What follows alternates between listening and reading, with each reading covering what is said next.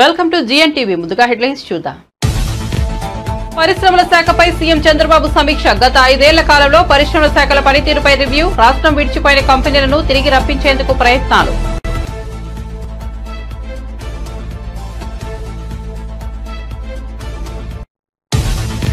BRS పై అసెంబ్లీలో ముఖ్యమంత్రి రేవంత్ రెడ్డి తీవ్ర విమర్శలు. ప్రతిపక్ష నాయకుడు సభకే రారు, బీఆర్ఎస్ మాతో వస్తుందంటే నమ్మాలా అన్న సీఎం రేవంత్.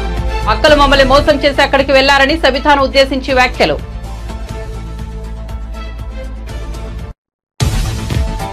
ఆరోగ్యశ్రీపై ప్రభుత్వ విధానమేంటో వెల్లడించాలని మాజీ మంత్రి విడుదల రజని డిమాండ్. అప్పుల సాకుతో ఆరోగ్యశ్రీ నుంచి ప్రభుత్వం వైదొలుగుతుందా అనే భయం ప్రజల్లో నెలకొందని వెల్లడి.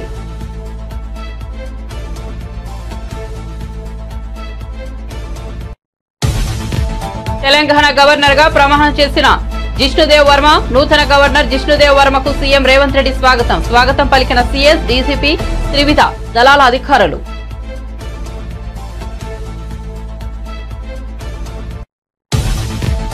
మంగళగిరిలో మంత్రి పార్థసారథి ప్రెస్ మీట్. విజన్ లేని వ్యక్తి వల్ల రాష్ట్రం అధోగతి పాలైందని విమర్శలు. జగన్ అసెంబ్లీకి రాకుండా తప్పించుకుంటున్నారని వ్యాఖ్యలు.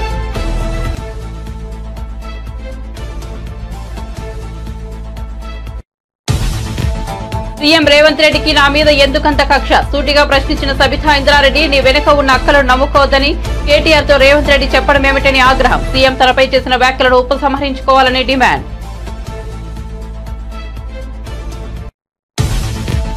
సీఎం కండకావరంతో మా ఎమ్మెల్యేలను అవమానించారు. సిగ్గు బుద్ధి జ్ఞానం తెచ్చుకోన్న కేటీఆర్. మహిళా శాసనసభ్యులపై అకారణంగా డోరు పారేసుకున్నారని ఆగ్రహం. అక్కలను నమ్ముకుంటే బతుకు బస్టాండ్ అని విమర్శ. నీ లెక్క పార్టీలు మరి మా వాళ్లు పదవులు తెచ్చుకోలేదన్న కేటీఆర్. ఇక వార్త వివరాల్లోకి వెళ్తే, పరిశ్రమల శాఖపై సీఎం చంద్రబాబు సమీక్షా సమావేశం నిర్వహించారు.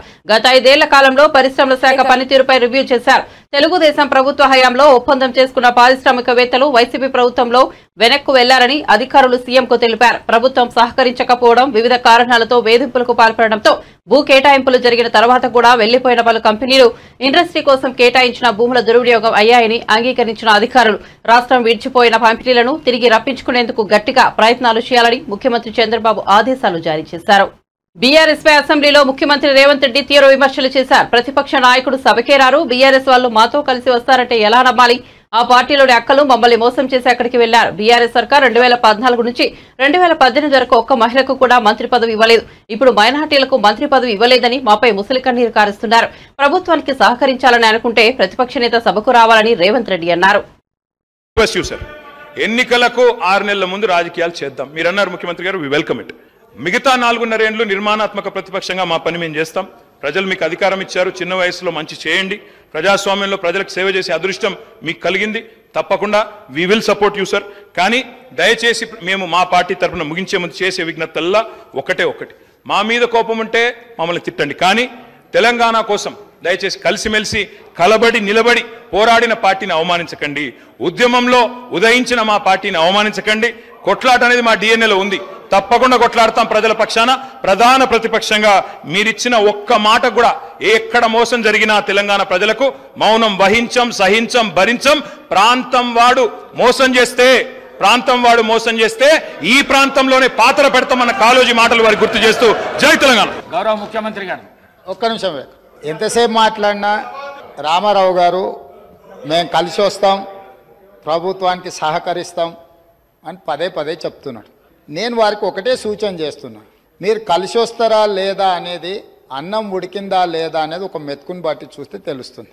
ప్రతిపక్ష నాయకుడు సభలకే రాడు, వీళ్ళు కలిసి వస్తారని చెప్తే నమ్మేది ఎవరు అధ్యక్ష?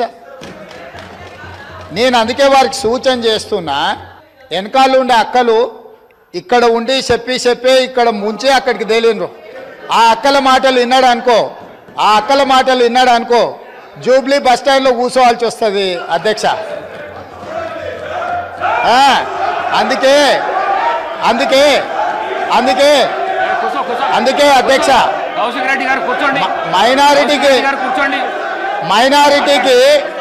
మైనారిటీకి మంత్రి ఇవ్వలేదన్నాడు. 2014 నుంచి 2019 వరకు ఒక్క మహిళకు కూడా మంత్రి పదవి ఇవ్వలేదు అధ్యక్ష. 5 సంవత్సరాలు ఒక్క మహిళకు కూడా మంత్రి పదవి ఇవ్వకుండా ఈ ప్రభుత్వాన్ని ఆనాడు ప్రభుత్వాన్ని నడిపి ఈ రోజు వచ్చి మైనారిటీలకు ఇవ్వలేదని ముసలి కన్నీరు గారుస్తారు అధ్యక్ష. కాబట్టి దయచేసి అన్ని విషయాలు మాకు తెలుసు, సహకరించేది ఉంటే ప్రతిపక్ష నాయకుడిని వచ్చి సభలో కూర్చోమని చెప్పుండ్రు అధ్యక్ష. జగన్ కు దమ్ముంటే అసెంబ్లీకి వచ్చి మాట్లాడాలని, వారు ప్రజలకు చేసిన మేలు ఏంటో చెప్పాలని, అసెంబ్లీకి రాకుండా అబద్ధపు పత్రిక టీవీ పెట్టుకుని గ్లోబల్స్ ప్రచారం చేయిస్తే చట్టపరంగా చర్యలు తీసుకుంటామని మంత్రి కొలుసు పార్థసారథి హెచ్చరించారు. మంగళగిరి టీడీపీ జాతీయ ప్రధాన కార్యాలయంలో జగ్గయ్యపేట ఎమ్మెల్యే శ్రీరామ్ రాజగోపాల్తో కలిసి నిర్వహించిన విలేకరుల సమావేశంలో మంత్రి పార్థసారథి మాట్లాడారు. ప్రజల ఉపాధి పట్ల విజన్ లేని వ్యక్తి వలన రాష్ట్రం అధోగతి పాలైందని విమర్శించారు. నేడు అటువంటి రాష్ట్రాన్ని గాడిలో పెట్టడానికి చంద్రబాబు ప్రయత్నిస్తున్నారని, చంద్రబాబు మీద నమ్మకంతో ఇతర రాష్ట్రాల వారు పెట్టుబడులు పెట్టడానికి చూస్తున్నారని వెల్లడించారు. మీరు చేసిన దుష్పరిపాలన 5 సంవత్సరాల ఫలితం కాదా అని చెప్పేసి అడుగుతామన్నా. నేను 45 రోజుల్లో చెల్లించాల్సిన పేమెంట్ని మీరు చెల్లించకపోవటం మూలంగా ఎన్నిసార్లు హాస్పిటల్స్ యాజమాన్యాలు స్ట్రైక్ ప్రకటించి లేకపోతే మన కోఆపరేషన్ విత్డ్రా చేసుకుని మేము వైద్య సేవలు అందించము, మీరు పేషెంట్స్ డబ్బులు కడితేనే మేము వైద్యం చేస్తామని చెప్పేసి ఎంతమంది పేదలు ఇబ్బంది పడ్డారో తెలుసా అని చెప్పేసి నేను జగన్మోహన్ రెడ్డి గారిని ప్రశ్నిస్తామన్నా. నేను మీరు చేసిన ఆర్థిక అవకతవకల మూలంగా ఈ రాష్ట్రాన్ని ఆర్థికంగా కుదేలు చేయటం మూలంగా మీరు లక్షల కోట్ల రూపాయలు కాంట్రాక్టర్లకు కానివ్వండి, హాస్పిటల్కి కానివ్వండి, ఆఖరికి భోజనాలు సప్లై చేసిన వాళ్ళకు కూడా మీరు బిల్లులు ఇవ్వలేని దుస్థితిలో ఈ రాష్ట్రాన్ని ముంచిన విషయం వాస్తవం కాదా అని చెప్పేసి అడుగుతామన్నా. నేను రాష్ట్రాన్ని దాదాపు 11 లక్షల కోట్ల అప్పులు ఊబిలోకి దించేసి ఈరోజు పత్తితులాగా 1500 కోట్లు ఇవ్వలేదు, ఆరోగ్యశ్రీకి డబ్బులు చెల్లించలేదని చెప్పేసి ప్రచారం చేయటం ఎంతవరకు ఆలోచించేయమని చెప్పేసి నేను ఇటువంటి అబద్ధాలని మానుకోమని చెప్పేసి కూడా ఈ సందర్భంగా తెలియజేస్తామని. నేను టీడీపీ, తెలుగుదేశం పార్టీ, చంద్రబాబు నాయుడు గారు, పవన్ కళ్యాణ్ గారు, మోడీ గారు ఈ రాష్ట్రంలో ఆరోగ్య పరిస్థితులు మెరుగుపరచడానికి కట్టుబడి ఉన్నామని చెప్పేసి మనం చేస్తామన్నాను.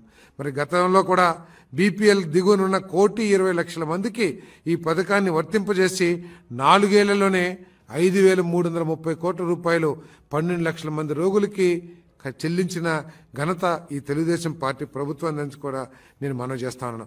అంతేకాకుండా అనేకమైన వినికిడి లోపం ఉన్న వాళ్ళకి కాక్లియర్ ఇంప్లాంటేషన్ కానివ్వండి, గుండె ఊపిరితిత్తులకు సంబంధించి 6 లక్షల మందికి, మూత్రపిండ మార్పిడి లాంటి వాళ్ళకి 3.5 లక్షల మందికి మరి వైద్య సేవలు ఉచితంగా అందించిన ఘనత ఈ ప్రభుత్వం కూడా మనం చేస్తామని. నేను అంతేకాకుండా క్లెయిమ్ అందంగానే, అంటే వైద్యం చేయగానే హాస్పిటల్స్ పంపించే క్లెయిమ్స్ ఏదైతే ఉంటాయో 70% క్లెయిమ్స్ని వెంటనే చెల్లించిన ఘనత గత చరిత్ర తెలుగుదేశం పార్టీది, చంద్రబాబు నాయుడు గారిది అని చెప్పేసి కూడా ఈ సందర్భంగా నేను తెలియజేస్తామని. నేను మరి ఇప్పుడు గతంలో జగన్మోహన్ రెడ్డి గారి ప్రభుత్వం ఒకసారి ఆలోచించేయండి, ఎన్నిసార్లు ఈ రాష్ట్రంలో ఆసుపత్రులు మేము ఆరోగ్యశ్రీ సేవల్ని అందించలేము అని చెప్పేసి మరి ఈ సేవలను ఆపేసి ఒకసారి ఆలోచించమని చెప్పేసి మనం చేస్తాను. మీ చేతకాని తలం మూలంగా ఎంతమంది పేదలు ఈ ఆరోగ్యశ్రీ కింద వైద్య సేవలు కోల్పోయారో కూడా ఒకసారి ఆలోచించమని చెప్పేసి మనం చేస్తాను. మరి ఇటువంటి అబద్ధాలని ప్రచారం చేయటానికి పూనుకునే కంటే మీ పత్రిక ఉంది కదా అని చెప్పేసి దాంట్లో అబద్ధాలు ప్రచారం చేసి గోబెల్స్ ప్రచారం చేసే కంటే మీకు దమ్ముంటే, మీ పరిపాలనలో ఈ రాష్ట్ర ప్రజలకి మెరుగైన పరిపాలన అందించామని చెప్పేసి నమ్మకం ఉంటే, ఈ రాష్ట్రాన్ని ఏదైతే చంద్రబాబు నాయుడు గారు సోదాహరణంగా పూర్తి ఎవిడెన్స్తో సహా, ఆధారాలతో సహా ప్రతి డిపార్ట్మెంట్లో ఎంత బకాయిలు పెట్టారు, ఎంత నష్టం చేశారు, మీ పరిపాలన మూలంగా ఈ రాష్ట్రానికి ఎంత నష్టం చేకూరిందని ఆధారాలతో సహా చెప్తున్నారో, మీకు దాని మీద ఏమైనా అభ్యంతరాలుంటే దమ్ముంటే అసెంబ్లీకి రమ్మని చెప్పేసి కూడా సాక్షాత్ ముఖ్యమంత్రి గారే ఛాలెంజ్ చేశారు. ముఖ్యమంత్రి రేవంత్ రెడ్డికి తనపై కక్ష ఎందుకని బీఆర్ఎస్ ఎమ్మెల్యే సబితా ఇంద్రారెడ్డి ప్రశ్నించారు. కేటీఆర్ ను ఉద్దేశించి సీఎం రేవంత్ రెడ్డి మాట్లాడిన మాటలు సరికాదన్నారు. నీ వెనుక కూర్చున్న అక్కలను నమ్ముకోవద్దు, మోసం చేస్తారని కేటీఆర్ ను ఉద్దేశించి ముఖ్యమంత్రి అనడం సరికాదన్నారు. తాము ఏం మోసం చేశాం, ఎవరిని ముంచామో చెప్పాలన్నారు. రేవంత్ రెడ్డి కాంగ్రెస్ పార్టీలోకి వస్తే మంచి మనసుతో ఆయనను ఆహ్వానించానన్నారు. పార్టీలోకి రా తమ్ముడు, వస్తే ఈ పార్టీకి భవిష్యత్తులో ఆశాకిరణం అవుతుందని రేవంత్ రెడ్డికి చెప్పింది తానే అన్నారు. ముఖ్యమంత్రి అవుతావని కూడా రేవంత్ రెడ్డికి ఆనాడే చెప్పానన్నారు. అలా చెప్పలేదని గుండె మీద చేయి వేసుకుని చెప్పాలన్నారు. ఎన్నికల సమయంలో కూడా తనపై విమర్శలు చేశారని ఆగ్రహం వ్యక్తం చేశారు. అధ్యక్ష, తప్పకుండా చర్చ పెట్టుకుందాం. అక్కడున్న లేపట్లకు వచ్చిండ్రు, ఎక్కడ పోయిందో తప్పకుండా చర్చ పెట్టుకుందాం. గౌరవ ముఖ్యమంత్రి గారు ముఖ్యమంత్రి అయిన తర్వాత కేసీఆర్ ఇంటి మీద వాళ్ళ కాకినా ఇంటి మీద వాళ్ళతో కాల్ చేస్తానడు. ఎంతమంది ఉన్నారు అధ్యక్ష ఇప్పుడు అక్కడ? ఎందుకు చేర్చుకున్నారు అధ్యక్ష? గౌరవ ముఖ్యమంత్రి గారు ఎంజాయ్ చేస్తున్నారు. ఇప్పుడు మాట్లాడుతుంటే గుండె మీద చేసుకొని చెప్పాలి అధ్యక్ష. ముఖ్యమంత్రి గారు కూడా ఆ రోజు నేను అక్కగానే ఆశీర్వదించిన, ఆ రోజు పార్టీలోకి వస్తున్నప్పుడు ఒక అక్కగా ఆశీర్వదించిన, బాబు నువ్వు చాలా పెద్దగా ఎదుగుతావు, ఈ రాష్ట్రానికి ముఖ్యమంత్రి అవుతావు, రాయి పార్టీలకని ఆహ్వానించిన నేను. ఈ రోజు మరి నన్నెందుకు కక్ష తీర్చుకుంటున్నాడు నాకు అర్థమైతలేదు. ప్రతిసారి ప్రతి అసెంబ్లీలో ఆడబిడ్డ బాధ అవుతుంటే వినే స్థితిలో లేరా? వినే స్థితిలో లేరా మీరు? ఎందుకు నన్ను టార్గెట్ చేసిండు? ఒక్క మాట్లాడి చెప్పండి అధ్యక్ష. అధ్యక్ష ముఖ్యమంత్రి గారు ఒక మాట అన్నారు కేటీఆర్ గారిని, నీ వెనక కూర్చున్న అక్కలను నమ్ముకోవద్దు, మోసం చేస్తున్నాడు. ఏం మోసం చేసినాం అధ్యక్ష? ఏం ముంచినాం అధ్యక్ష? ఈయనను ముంచినాం అధ్యక్ష. ఈయనను బతిన్లాడి పార్టీలోకి రా తమ్ముడు అని చెప్పి, నువ్వు వస్తే భవిష్యత్తులో ఈ పార్టీకి నువ్వు ఆశాకిరణం అవుతావు అని చెప్పి పార్టీలకు ఆహ్వానించినా లేదా గుండె మీద చేసుకొని చెప్పమనండి అధ్యక్ష. ఎందుకు టార్గెట్ చేస్తున్నావు? ఏం మోసం చేశాం? ఏం మోసం చేశాం? ఇప్పుడు కాదు అధ్యక్ష, ఎలక్షన్లు వచ్చినప్పుడు కూడా నా కాన్ఫిడెన్స్ అట్లేగా అధ్యక్ష. సభదాకా పొద్దున ఒక మాట మాట్లాడుతుంది. ఏం మాట్లాడినాం? పొద్దున ఒక మాట, రాత్రి ఒక మాట. ఎవరిని అవమానిస్తున్నావు ఒక్కసారి ఆలోచించండి ముఖ్యమంత్రి గారు. ఎందుకు అవమానిస్తున్నావు? ఎందుకు కక్ష? ప్రతిసారి టార్గెట్ చేస్తున్నావు. ఈరోజు ఏం మోసం చేసినాం? మేము ఆడబిడ్డలం విత్డ్రా చేసుకోవాలి అధ్యక్ష. అసెంబ్లీలో మహిళా ఎమ్మెల్యేలను అవమానించారంటూ ముఖ్యమంత్రి రేవంత్ రెడ్డిపై మాజీ మంత్రి ఎమ్మెల్యే కేటీఆర్ తీవ్ర ఆగ్రహం వ్యక్తం చేశారు. బీఆర్ఎస్ మహిళా శాసనసభ్యురాలపై అకారణంగా ముఖ్యమంత్రి నోరు పారేసుకున్నారని ఆగ్రహం వ్యక్తం చేశారు. అక్కలను నమ్ముకుంటే బతుకు బస్టాండ్ అవుతుందని ముఖ్యమంత్రి చాలా నికృష్టంగా మాట్లాడారన్నారు. ఈ అవమానం కేవలం సవితక్కకు, సునీతక్కకు మాత్రమే జరిగింది కాదని తెలంగాణ ఆడబిడ్డలందరికీ జరిగిన అవమానమన్నారు. మహిళలను నమ్ముకుంటే బతుకు బస్టాండ్ అవుతుందని ముఖ్యమంత్రి స్థాయి వ్యక్తి మాట్లాడడం శోచనీయమన్నారు. ఈ ముఖ్యమంత్రి అన్ఫిట్ ముఖ్యమంత్రి అన్నారు. నోరు జారితే ఎవరైనా వెనక్కు తీసుకుంటారు, కానీ కండకావరంతో ముఖ్యమంత్రి ఆడబిడ్డలను అవమానించారని ఆగ్రహం వ్యక్తం చేశారు. అసభ్యంగా చాలా హీనాతిహీనమైన ప్రవర్తనతో ఈరోజు ముఖ్యమంత్రి రేవంత్ రెడ్డి గారు మా ఆడబిడ్డలిద్దరిని, నా పాటికి నేను పెద్దగా విమర్శ చేయకుండా పద్ధతిగా వారిని సంబోధిస్తూ ప్రభుత్వానికి సూచనలు ఇస్తూ మాట్లాడుతుంటే మా అక్కలు కూడా కనీసం డిస్టర్బెన్స్ కానీ కనీసం ఒక కామెంట్ కూడా చేయలేదు. కనీసం నన్నేమి ప్రాంప్ట్ కూడా చేయలేదు. మీరు ఇది చెప్పండి అది చెప్పండి అని. అట్లాంటిది ఈరోజు అకారణంగా ఎందుకు నోరు పారేసుకున్నాడో తెలియదు, కానీ చాలా అసభ్యంగా హీనాతిహీనంగా ఏ నాయకుడు కాదు ఏ మనిషి కూడా మాట్లాడనంత అసభ్యంగా మీ అక్కలను నమ్ముకుంటే ఇక్కడ నన్ను ముంచిండ్రు, మమ్మల్ని ముంచిండ్రు, రేపు నీ బతుకు కూడా జూబ్లీ బస్ స్టాండ్ అవుతుందని మాట్లాడిన నికృష్టమైన మాట ఏదైతే ఉందో తప్పకుండా రేవంత్ రెడ్డి వెంటనే తెలంగాణలోని ఆడబిడ్డలందరికీ క్షమాపణ చెప్పాలి. ఎందుకంటే ఈ అవమానం జరిగింది ఒక సబితక్కకు, సునీతక్కకు, లక్ష్మక్కకు కాదు. ఈ అవమానం జరిగింది తెలంగాణలోని ఆడబిడ్డలందరికీ. మహిళల్ని నమ్ముకుంటే నట్టేట మునుగుతారన్నట్టు, మహిళా తల్లుల్ని నమ్ముకుంటే బతుకు బస్టాండ్ అవుతుంది అన్నట్టు ముఖ్యమంత్రి మాట్లాడిన మాట ఏదైతే ఉందో నిజంగా కూడా హేయం, శోచనీయం, నిజంగా ఒక ముఖ్యమంత్రి స్థాయికి తగని మాట. ఇలా నిజంగా ఈ ముఖ్యమంత్రి అన్ఫిట్ ముఖ్యమంత్రి, ఆ పదవిలో కూర్చోవడానికి తగని ముఖ్యమంత్రి. మహిళల్ని అవమానించి కూడా అప్పుడప్పుడు నోరు జారినా సంస్కారం ఉన్న వాళ్ళు ఏం చేస్తారు? అవసరమైతే నేను వెనక్కి తీసుకుంటున్నాను విచారం వ్యక్తం చేస్తారు. ఇంత అహంకారం, ఇంత కండకావరంతో ఈరోజు ఆడబిడ్డల్ని వారిని అవమానించిన ముఖ్యమంత్రికి తప్పకుండా తెలంగాణ ఆడబిడ్డల ఉసురు తాకుతుంది. ఈ వైఖరి మార్చుకో, పద్ధతి మార్చుకో. వారు అక్క సునీతక్క గాని, సబితక్క గాని, లక్ష్మక్క గాని స్వంతంగా కష్టపడి ప్రజల్లో తిరిగి పరపతితో ఇవాళ 5 సార్లు 6 సార్లు గెలిచొచ్చిన వాళ్ళు. ఎవరు కూడా నీలాగా ఇష్టం వచ్చినట్టు రాజకీయ విన్యాసాలు చేసి వచ్చిన వాళ్ళు కాదు. తమ స్వశక్తితో, తమ కుటుంబంకుండే అభిమానంతో, కార్యకర్తల ఆశీర్వాదంతో, ప్రజల దీవెనలతో ఇక్కడ అడుగు పెట్టారు. అప్రతిహతంగా 5 సార్లు సబితక్క గెలిచొచ్చింది. సునీతక్క కూడా గతంలో మంత్రిగా పనిచేసినారు. లక్ష్మక్క కూడా జడ్పీ చైర్మన్ గా, శాసనసభ్యురాలుగా పనిచేసింది. అలాంటి మహిళలుగా పట్టుకొని ఇవాళ నోటికొచ్చినట్టు వాగడం అనేది ముఖ్యమంత్రికి తగదు. ఇప్పటికైనా సిగ్గు తెచ్చుకొని, బుద్ధి తెచ్చుకొని ముఖ్యమంత్రి బేషరతుగా క్షమాపణ చెప్పాలి. ఎంత గుండె ధైర్యం నీకు? ఇవాళ మా ఆడబిడ్డల్ని పట్టుకొని ఏ మొహంతో వచ్చినావని చెప్పడానికి ఉప ముఖ్యమంత్రి నేను అడుగుతా ఉన్నా. ఏ రకంగా అంత ధైర్యంగా, ఏ రకంగా అంత ఇష్టం వచ్చినట్టు మాట్లాడే అధికారం నీకు ఎవరిచ్చింది? అధికారం ఎవరికి శాశ్వతం కాదు. 10 ఏళ్లు మేము అక్కడున్నాం.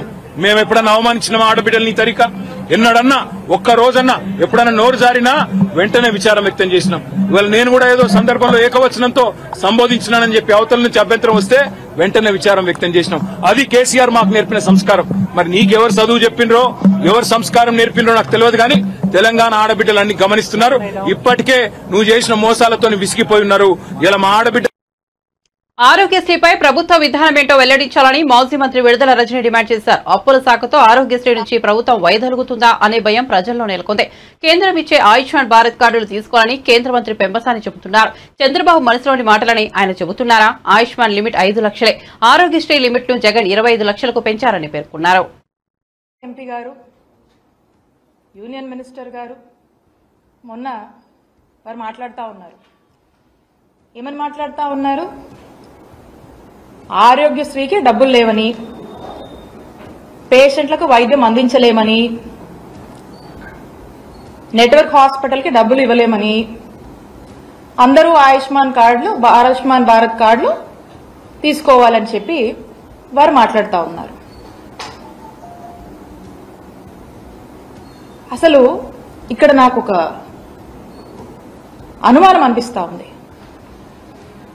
కూటమి ప్రభుత్వంలోని ముఖ్యమంత్రి చంద్రబాబు నాయుడు గారు ఏమైనా వారి మనస్సులో ఉన్నటువంటి మాటల్ని మరి ఈ మంత్రుల ద్వారా ఏమన్నా ఎక్స్ప్రెస్ చేయిస్తున్నారా అనేటువంటి అనుమానం కూడా మాకు కలుగుతూ ఉంది. ఏమని? హెల్త్ వాళ్ళకంత ప్రయారిటీ కాదని, మరి ఆరోగ్యశ్రీని ఏమైనా వైండప్ చేస్తున్నారనేటువంటి ఒక అనుమానం కూడా మనకు కలుగుతూ ఉంది. ఆయుష్మాన్ భారత్ కార్డ్స్ వాళ్ళకున్నటువంటి టెక్నికాలిటీస్ కావచ్చు, వాళ్ళు మనకు ఇస్తున్నటువంటి దీని ప్రకారం మనం చూస్తున్నట్టే మాకు బాధలు ఉన్నాయి, కష్టంగా ఉందని చెప్పి వారు మాటలు చెప్తా ఉన్నారు.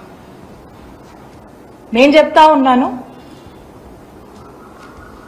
గత ప్రభుత్వంలో అంటే చంద్రబాబు నాయుడు గారి హయాంలో 2014 నుంచి 19 వరకు వాళ్ళ హయాంలో వాళ్ళు మిగిల్చినటువంటి బకాయిలు 632 కోట్లుంటే ఆ బకాయిల్ని ఏమాత్రం కూడా మేము సాకులు చెప్పకుండా మేము బాధ్యత తీసుకొని మా జగన్మోహన్ రెడ్డి గారు, మా నాయకుడు జగన్మోహన్ రెడ్డి గారు వాటిని క్లియర్ చేసి 1050 ప్రొసీజర్స్ ని 3257 ప్రొసీజర్స్ కి పెంచి సంవత్సరానికి 1000 కోట్లు మీ హయాంలో మీరు ఖర్చు పెడితే 3000 కోట్ల వరకు కూడా ఖర్చు పెట్టి బ్రహ్మాండంగా రాష్ట్ర ప్రజలందరికీ కూడా వైద్య సేవలు అందించినటువంటి ఘనత జగన్మోహన్ రెడ్డి గారి ప్రభుత్వానికి దక్కింది.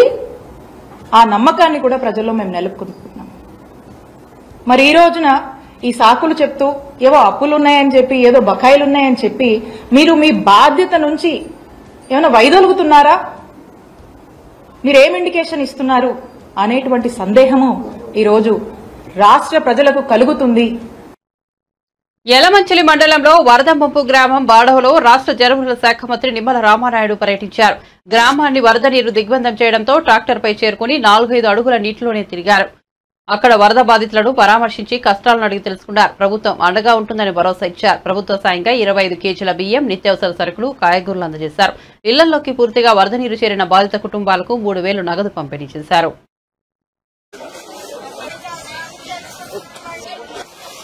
తెలుగుదేశం, జనసేన, బీజేపీ ప్రభుత్వాన్ని ప్రజలు ఏ రకంగా అయితే ఆశీర్వదించారో ఆ రకంగా కృష్ణమ్మ తల్లి కూడా ఈ యొక్క ఎన్డీఏ ప్రభుత్వాన్ని ఆశీర్వదించినట్టుగా ఉన్నటువంటి పరిస్థితి. అందుకే గత సంవత్సరం నుంచి అంత ముందు సంవత్సరం కూడా నిండనటువంటి శ్రీశైలం డ్యాము మరి ఈ రోజు దాని కెపాసిటీ 215 టీఎంసీలు అయితే ఈ రోజు ఆల్రెడీ 203 టీఎంసీల వరకు కూడా నీటి నిండినటువంటి పరిస్థితుల్లో ఏదైతే దానికి 5 స్పిల్వే గేట్లు కూడా ఈ రోజు ఓపెన్ చేసి కిందకి 1,35,000 క్యూసెక్కుల నీరు నాగార్జున సాగర్ ప్రాజెక్టుకి నిన్ననే విడుదల చేయడం జరిగింది. కృష్ణా డెల్టా ఏదైతే ఉందో వారికి కూడా త్రాగునీరు, సాగునీరు కూడా అందించేటువంటి విధంగా ఏదైతే శ్రీశైలంకి రోజుకి దగ్గర 4 లక్షల క్యూసెక్కులు పైబడి నీరు ఏదైతే వస్తుందో దాన్ని ఆ రోజే మేము క్యాలిక్యులేట్ చేసి రాయలసీమ పూర్తి అవసరాలు తీర్చేటువంటి విధంగా పోతిరెడ్డిపాడు ద్వారా నీటిని మేము విడుదల చేస్తూ ఉన్నాం. అదేవిధంగా ఏదైతే వెలుగోడు, అదేవిధంగా హంద్రీనివా వాటిని కూడా నీటిని విడుదల చేయమని ఆ రోజే వారం రోజుల క్రితమే ఆదేశించడం జరిగింది. అంతే ప్రస్తుతం ఏదైతే పోతిరెడ్డిపాడు ద్వారా వెలుగోడు ద్వారా కూడా ఇవాళ రాయలసీమకి సాగునీరు త్రాగునీరు కూడా వారం రోజుల నుంచి కూడా అందుతూ ఉంది. కాకపోతే ఏదైతే హంద్రీ నవా మాత్రం మరి ఏదైతే వారం రోజుల క్రితం విడుదల చేయమన్నప్పటికీ కూడా ఇంకా అక్కడ కొంత నిర్లక్ష్యంగా అధికారులు కొంత వ్యవహరించినటువంటి పరిస్థితి కూడా మా దృష్టికి వస్తుంది. ఏదైతే గత ప్రభుత్వ వాసనలు ఇంకా పోనటువంటి అధికారులు ఇంకా మోస పద్ధతిలో ఉన్నారు, వాళ్ళందరూ కూడా ఒక్కొక్కరిని మార్చుకుంటూ ముందుకెళ్తామనే విషయాన్ని కూడా ఈ సందర్భంగా తెలియజేసుకుంటూ, గత వైఎస్ఆర్సీపీ ప్రభుత్వంలో ఒక పక్క వరదను ముంచెత్తినా కూడా కనీసం ఆ రోజున్నటువంటి మంత్రులు గాని, ఆ రోజున్నటువంటి ముఖ్యమంత్రి గాని, ఆ రోజున్నటువంటి వైఎస్ఆర్సీపీ ప్రజాప్రతినిధులు గాని కనీసం అధికారులతో సైతం ఈ వరద ముంపు ప్రాంతాల్లో పలకరించినటువంటి వాళ్ళు ఆ రోజు లేరు. ఆ రోజు పసిపిల్లలకు సైతం పాల ప్యాకెట్లు కూడా లేక ఈ యొక్క వరద నీరుని కాసి వడపెట్టి ఆ వేడి నీళ్లనే చంటి పిల్లలకి పట్టించినటువంటి పరిస్థితి దుస్థితి గత వైఎస్ఆర్సీపీ పాలనలో మేము చూసాం. కానీ ఈ రోజు తెలుగుదేశం జనసేన బీజేపీ ఎన్డీఏ ప్రభుత్వం వచ్చిన తర్వాత వేళ వరద మా గడపకి తాకక ముందే ఈ యొక్క ఎన్డీఏ ప్రభుత్వం సహాయం మా గడపలోకి వస్తూ ఉన్నాయి. ఆ 25 కేజీల బియ్యం, కందిపప్పు, ఆయిల్ ప్యాకెట్, ఉల్లిపాయలు, ఆలుగడ్డ ఇవన్నీ కూడా మా ఇంటికి చేరుతూ ఉన్నాయి మేము అడగక ముందే అని ఎంతో సంతోషాన్ని. శంషాబాద్ విమానాశ్రయంలో తెలంగాణ నూతన గవర్నర్ జిష్ణుదేవ్ వర్మకు ముఖ్యమంత్రి రేవంత్ రెడ్డి స్వాగతం పలికారు. బుధవారం త్రిపుర నుంచి శంషాబాద్ విమానాశ్రయం చేరుకున్న నూతన గవర్నర్ కు సీఎం రేవంత్ రెడ్డి, ప్రభుత్వ ప్రధాన కార్యదర్శి శాంతికుమారి, డీజీపీ జితేందర్, త్రివిధ దళారుల అధికారులు, రాష్ట్ర ప్రభుత్వ సలహాదారు హరకార వేణుగోపాలరావు, ఇతర ఉన్నతాధికారులు స్వాగతం పలికారు. అనంతరం శంషాబాద్ విమానాశ్రయంలో సాయుధ దళాల గౌరవ వందనాన్ని నూతన గవర్నర్ జిష్ణుదేవ్ వర్మ స్వీకరించారు.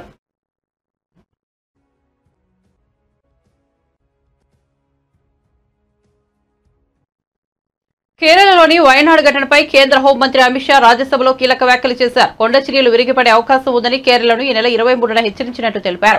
కేరళ ప్రభుత్వమే ఎలాంటి చర్యలు తీసుకోలేదని అన్నారు. ప్రభుత్వ అప్రమత్తంపై జాగ్రత్త పడితే ప్రాణ నష్టం జరిగి ఉండేది కాదన్నారు. విపత్తులను పసిగట్టే అత్యాధునిక వ్యవస్థను భారత్ కలిగి ఉన్నట్లు పేర్కొన్నారు. ఈ విపత్తులో ఇప్పటికే 163 మంది మరణించారు.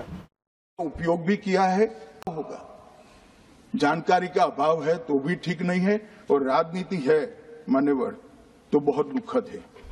मान्यवर कई सारे राज्यों ने इसका उपयोग भी किया है और परिणाम भी आए, और इस अर्ली वार्निंग सिस्टम के तहत मैं आज सदन को बताना चाहता हूं, 23 तारीख को ही मेरे ही अनुमोदन से 9 एनडीआरएफ की टीमें केरल के लिए रवाना हो गई थी कि वहां लैंडस्लाइड आ सकता है।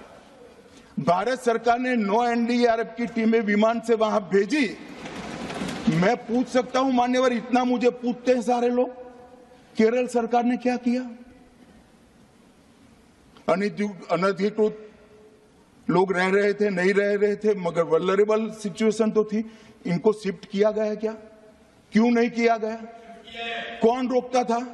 और शिफ्ट किया तो मरे कैसे? शिफ्ट पहले नहीं किया गया है, बाद में किया गया है। जितना बोलोगे उतना नुकसान होगा।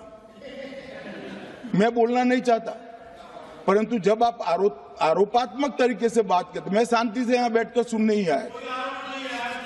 मान्यवर, मैं आज आपके माध्यम से कहना चाहता हूं कि early warning system Narendra Modi ji 2014 में प्रधानमंत्री बने, 2016 से ये प्रोजेक्ट चालू हुआ और 23 तक दुनिया की सबसे आधुनिक अर्ली वार्निंग सिस्टम कहीं पर है तो भारत में।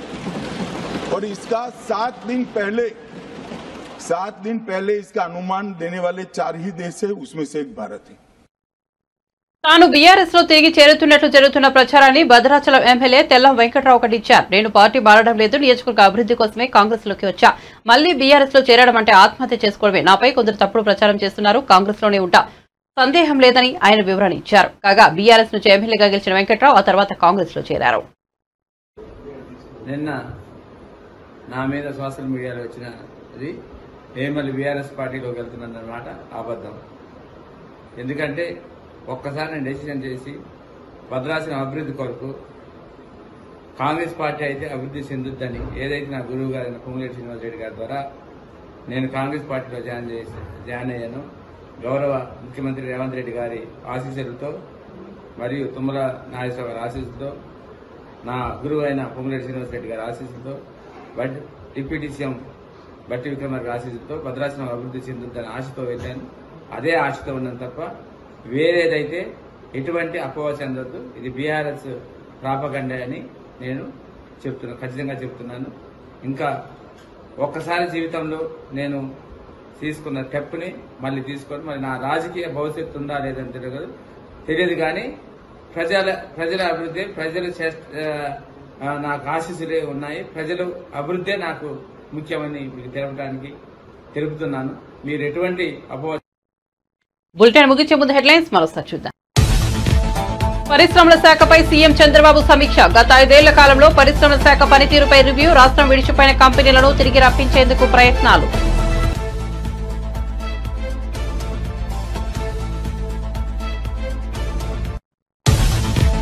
బీఆర్ఎస్ పై అసెంబ్లీలో ముఖ్యమంత్రి రేవంత్ రెడ్డి తీవ్ర విమర్శలు. ప్రతిపక్ష నాయకుడు సభకే రారు, బీఆర్ఎస్ మాతో కలిసి వస్తుందంటే నమ్మాలా అన్న సీఎం రేవంత్.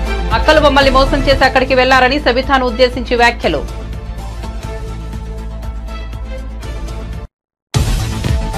ఆరోగ్యశ్రీపై ప్రభుత్వ విధానమేంటో వెల్లడించాలని మాజీ మంత్రి విడుదల రచన డిమాండ్. అప్పుల సాకుతో ఆరోగ్యశ్రీ నుంచి ప్రభుత్వం వైదొలుగుతుందా అనే భయం ప్రజల్లో నెలకొందని వెల్లడి.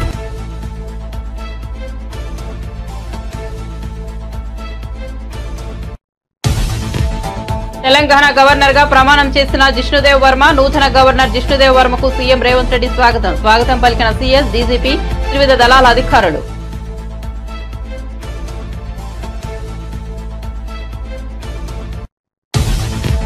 మంగళగిరిలో మంత్రి పార్థసారథి ప్రెస్ మీట్. విజన్ లేని వ్యక్తి వల్ల రాష్ట్రం అధోగతి పాలైందని విమర్శలు. జగన్ అసెంబ్లీకి రాకుండా తప్పించుకుంటున్నారని వ్యాఖ్యలు.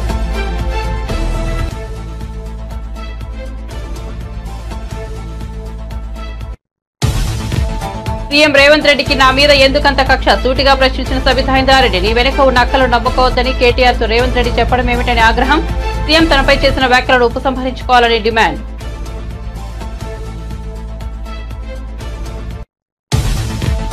సీఎం కండకావరంతో మా ఎమ్మెల్యేలను అవమానించారు. సిగ్గు బుద్ధి జ్ఞానం తెచ్చుకోవాలన్న కేటీఆర్. మహిళా శాసనసభ్యులపై అకారణంగా నోరు పారేసుకున్నారని ఆగ్రహం. అక్కలు నమ్ముకుంటే బతుకు బస్తాడని విమర్శ.